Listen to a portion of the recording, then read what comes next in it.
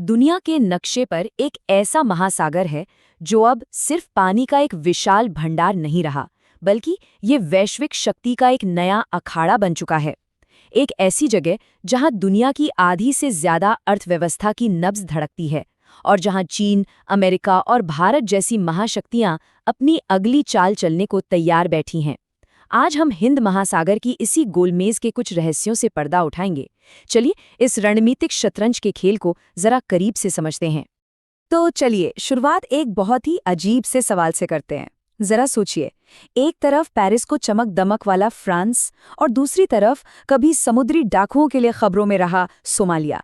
इन दोनों में आखिर एक जैसा क्या हो सकता है? सुनने में बिल्कुल अटपटा लगता है ना? लेकिन इसका जवाब हिंद महासागर की एक बड़ी पहेली में छिपा है, और यही पहेली हमारी आज की कहानी का दरवाजा खोलेगी। और जवाब ये है कि ये दोनों ही देश एक ऐसे शक्तिशाली और ख़ास संगठन का हिस्सा हैं जो हिंद महासागर के भविष्य का फैसला करता है। ये कोई मामूली क्लब नहीं है, बल्कि एक ऐसी गोलमेज है जहां दुनिया के सबसे अहम समुद्री रास्तों की रणनीति तय होती है। तो सवाल ये है कि फ्रांस, जो हजारों मील दूर है, वो इस हिंद महासागर के क्लब में शामिल कैसे हुआ? इसका राज छिपा है एक छोटे से द्वीप में, जिसका नाम है रीयूनियन। ये द्वीप अफ्रीका के पास है, लेकिन ये फ्रांस का ही एक हिस्सा है, और बस इसी एक द्वीप की वजह से फ्रांस को हिंद महासागर की इस बड़ी मेज पर एक कुर्सी मिल जाती है। ये दिखाता है कि इस महासागर की राजनीति कितनी पेचीदा और दूर तक फैली हुई है।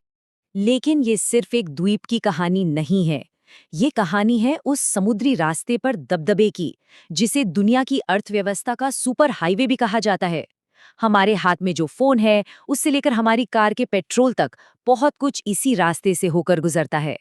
इसीलिए हिंद महासागर सिर्फ पानी नहीं, बल्कि तरल सोना और वैश्विक व्यापार का बहता हुआ खजाना है। अब जरा कुछ आंकड़ों पर गौर कीजिए तो समझ आएगा कि ये खेल कितना बड़ा है।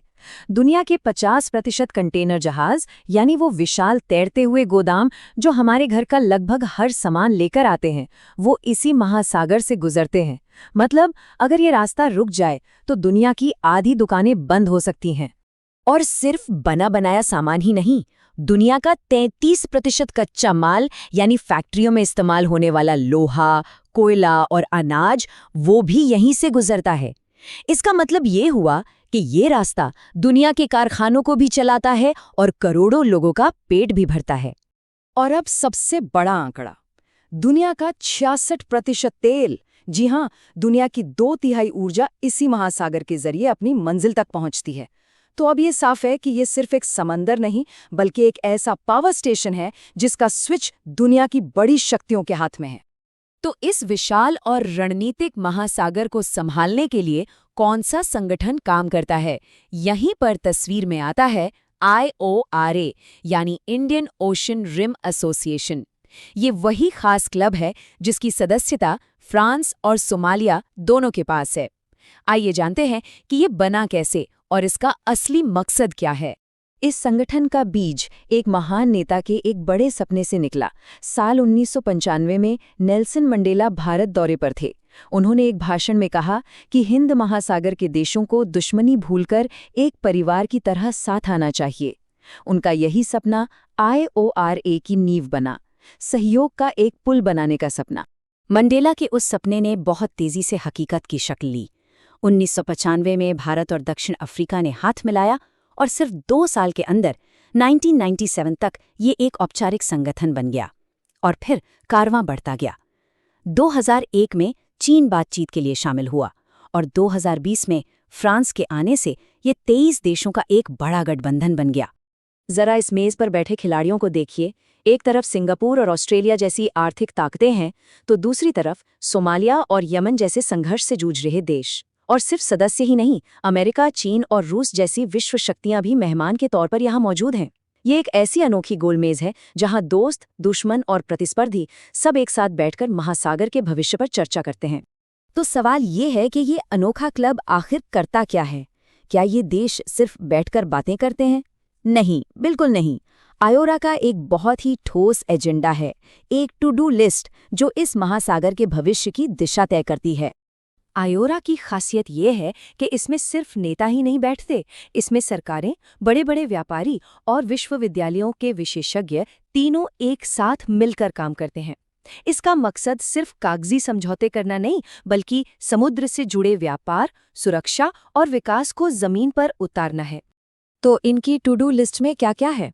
समुद्री लुटेरों से निपटना, व्यापार के रास्ते आसान बनाना, मछली पकड़ने के नियम तय करना, सुनामी जैसी आपदाओं से बचने में मदद करना और यहाँ तक कि पर्यटन को बढ़ावा देना। और अब 2 नए और बहुत अहम लक्ष्य भी जोड़े हैं। पहला, ब्लू इकोनॉमी, यानी समुद्र से कमाई के नए और टिकाऊ तरीके खोजना, और दूसरा, महिलाओं को आर्थिक रूप से मजबूत बनाना। लेकिन इतने सारे अलग अलग देशों को एक साथ एक मेज पर लाना आसान नहीं होता। सहयोग की इन खूबसूरत बातों के पीछे हितों का टकराव और ताकत दिखाने का खेल भी लगातार चल रहा है। महासागर की सतह भले ही शांत दिखे, लेकिन उसकी गहराई में प्रतिद्वंदिता का एक तूफान भी पनप रहा है।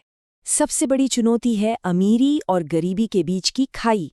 एक तरफ सिंगापुर जैसा अमीर देश है जो चाहता है कि जहाज़ों के लिए आधुनिक बंदरगाह बने और व्यापार फले फूले, तो दूसरी तरफ सोमालिया जैसा देश है जिसकी पहली चिंता ये है कि उसके मछुआरों को पेट भरने के लिए मछली मिले और सुनामी आने पर लोगों की जान कैसे बचे। इन 2 बिल्कुल अलग अलग दुनियाओं के बीच तालमेल बिठाना आईओआरए के लिए एक बड़ा सिरदर्द है। और बात सिर्फ पैसे की नहीं है। जमीन पर जो राजनीतिक दुश्मनी है वो अब समुद्र की लहरों में भी उतर आई है। देशों के पुराने झगड़े और बड़ी शक्तियों का शक्ति प्रदर्शन इस सहयोग की नाव में छेद करने का काम कर रहे हैं। मिसाल के तौर पर भारत और पाकिस्तान की जमीनी दुश्मनी की वजह से पाकिस्तान इस समुद्री गोलमेज का हिस्सा ही नहीं है। वहीं चीन अपने बेल्ट एंड रोड इनिशिएटिव के तहत इस पूरे इलाके में बंदरगाह और सड़कें बना रहा है, जिसे भारत और अमेरिका अपने दबदबे के लिए एक सीधी चुनौती मानते हैं। ये एक रणनीतिक शतरंज का खेल है जो आयोरा के मंच पर भी और उसके बाहर भी दोनों जगह खेला जा रहा है। तो इन सभी टकरावों और चुनौतियों के बीच आईओआरए का भविष्य क्या है? क्या ये संगठन बिखर जाएगा या और मजबूत होकर उभरेगा? आज ये संगठन एक ऐसे चौराहे पर खड़ा है जहां ये सहयोग का पुल भी बन सकता है और महाशक्तियों के बीच टकराव का मैदान भी। इन सब चुनौतियों के बावजूद आईओआरए की सबसे बड़ी ताकत इसकी वो गोलमेज ही है।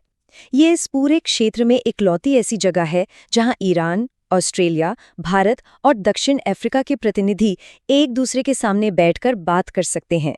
जब चारों तरफ नौसेना के जहाज और पनडुब्बियां घूम रही हों, तब बातचीत का ये खुला दरवाज़ा ही सबसे बड़ी उम्मीद है। ये तनाव को कम करने वाला एक सेफ्टी वॉल्व है। और यहीं पर हम आज का सबसे बड़ा सवाल छोड़ जाते हैं। क्या हिंद महासागर नेल्सन मंडेला के सपने जैसा सहयोग का सागर बनेगा, या फिर ये 21वीं सदी का नया कुरुक्षेत्र बन जाएगा जहां बड़ी बड़ी ताकतें अपने प्रभाव के लिए आपस में टकराएंगी? इसका जवाब आईओआरए की सफलता और इन देशों की समझदारी पर टिका है। भविष्य की लहरें किस ओर जाएंगी, ये देखना अभी बाकी है। अगर ये वीडियो आपको पसंद आया हो तो लाइक जरूर करें, शेयर करें उन दोस्तों के साथ जिन्हें यूपीएससी, लॉ या जनरल नॉलेज की तैयारी करनी है। और हाँ, सब्सक्राइब करें। आप अपने सुझाव या सवाल नीचे कमेंट में लिख सकते हैं। यूपीएससी एंड कॉम्पिटिटिव एग्जाम की गाइडेंस या मेंटरशिप के लिए संपर्क करें। Our contact information is given in description. धन्यवाद। मैं हूं कृणाल ठाकुर। मिलते हैं अगले भाग में। जय हिंद।